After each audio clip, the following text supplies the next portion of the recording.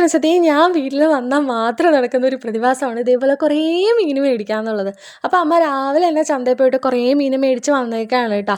ഇത് വന്നിട്ട് നമ്മുടെ കേരച്ചൂരയാണ്. പിന്നെ ആ ഒരു കുഴഞ്ഞു മറിഞ്ഞ് കിടക്കണ ഒരു മീനില്ലേ, അതിനെ വന്നിട്ട് നമ്മൾ എന്താ പറയണതെന്ന് വെച്ച് കഴിഞ്ഞാൽ ഇതിനെ കൊഴിയാള എന്നാട്ടോ പറയണത്. പിന്നെ ചുമന്ന മീൻ ഞവര. നിങ്ങളുടെ നാട്ടിൽ ഇതിന് എന്താ പറയാന്നുള്ളത് കമൻറ്റ് ചെയ്യണേ.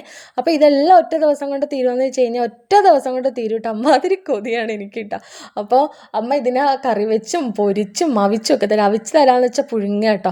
അപ്പോൾ ഈ അവിച്ച മീനും കപ്പയും കൂടെ കഴിക്കാൻ എന്താ ടേസ്റ്റ് എന്ന് അറിയും. ഇതെല്ലാം ചെയ്ത് തന്നിട്ട് പുള്ളിക്കാരത്തി ചോദിക്കുക, മീനിൽ എന്താ പറയുക, നിനക്ക് ആരെങ്കിലും കൈവശം തന്നേക്കാണെന്ന് കേട്ടോ. എന്നിട്ട് മേടിച്ചും തരും. അപ്പോൾ അമ്മ മീൻ നന്നാക്കണ സമയത്ത് നമ്മളിതേ കുമ്പളങ്ങ പൊട്ടിക്കാൻ വേണ്ടിയിട്ട് ഇറങ്ങിയേക്കണേ. ഞാൻ എറണാകുളത്ത് നിൽക്കുമ്പോൾ തന്നെ പുള്ളിക്കാരത്തി വിളിച്ച് പറഞ്ഞത്, നീ വന്ന പാടെ വീഡിയോ എടുക്കുക എന്താ ചെയ്തിട്ട് കുമ്പളങ്ങ അങ്ങോട്ട് പൊട്ടിച്ചെടുക്കണമെന്ന്. എനിക്ക് കഞ്ഞി വെക്കാൻ പറ്റണില്ലെന്ന്. സംഭവം എന്താണെന്ന് വെച്ച് കഴിഞ്ഞാൽ വീട്ടിനകത്ത് ഗ്യാസ് അടുപ്പ് എല്ലാം ഉണ്ടെങ്കിലും പുള്ളിക്കാരത്തി പുറത്തൊരു ഷെഡ് പോലെ കെട്ടിയിട്ട് അവിടെ നിന്നിട്ടാണ് കഞ്ഞി വെക്കണം. അപ്പോൾ ഈ ഷെഡിൻ്റെ മുകളിൽ ടാർപ്പായിട്ടോ വിരിച്ചേക്കണം. അതിൻ്റെ മുകളിലാണ് നമ്മുടെ കുമ്പളങ്ങ കാച്ചി കിടക്കുക. അതേ നോക്കി കുമ്പളങ്ങ എല്ലാം നല്ല മൂത്തിട്ടുണ്ട് കേട്ടോ.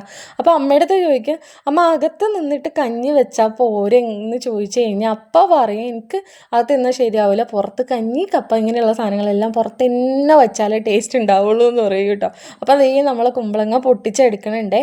അപ്പോൾ ഈ കുമ്പളങ്ങയ്ക്ക് ഒരു കഥയുണ്ട് നടാൻ വേണ്ടിയിട്ട്. ഞാനാണെങ്കിൽ ഇങ്ങനെ യൂട്യൂബിലൊരു വീഡിയോ ഉണ്ട്, കുമ്പളങ്ങയുടെ ജ്യൂസ് വെറും വയറ്റിൽ കുടിച്ചിട്ടുണ്ടെങ്കിൽ തടി കുറയുമെന്ന് പറഞ്ഞിട്ട്. അപ്പം അങ്ങനെ കുമ്പളങ്ങ ട്രിവാൻഡ്രം മൊത്തം തപ്പി നടന്നിട്ട് കുമ്പളങ്ങ കിട്ടില്ല. ഇവിടെ ഉണ്ടല്ലോ, വീടിന് കണ്ണ് വെട്ടാതിരിക്കാൻ. പിന്നെ മന്ത്രവാദത്തിനൊക്കെയാണ് കുമ്പളങ്ങ ഉപയോഗിക്കണമെന്നൊക്കെ പറയണത്.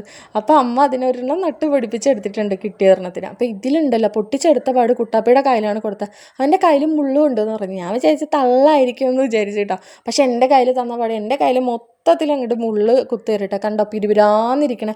വലിയ ഉപദ്രവകാരിയായിട്ടുള്ള മുള്ളല്ലെങ്കിലും പക്ഷെ നമ്മുടെ കയ്യിൽ കൊള്ളു കേട്ടോ. ശ്രദ്ധിക്കണേ. ഇത് നിങ്ങോട്ട് തുടച്ച് കഴിഞ്ഞ് കഴിഞ്ഞാൽ അതങ്ങോട്ട് പോവും.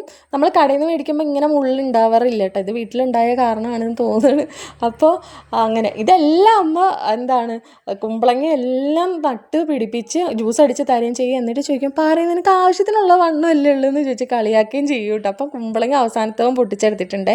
പിന്നെ ഇത് ഈ അമ്മയുടെ ബുദ്ധിയുണ്ട്. കുളം കുത്താൻ സ്ഥലം ഇല്ലാത്തതുകൊണ്ട് താറാവിന് വലിയൊരു ചരുവം വെച്ച് കൊടുത്തിരിക്കണം. വെള്ളം നിറച്ചിട്ടുണ്ട്, അതിൽ കിടന്ന് കളിച്ചോളും. പിന്നെ അവസാനമായിട്ട് നമ്മൾ കാന്താരി മീനിലിടാനും കൂടെ പൊട്ടിച്ചിട്ട് ഇവിടെ അകത്തേക്ക് കയറിയിട്ടുണ്ട് കേട്ടോ.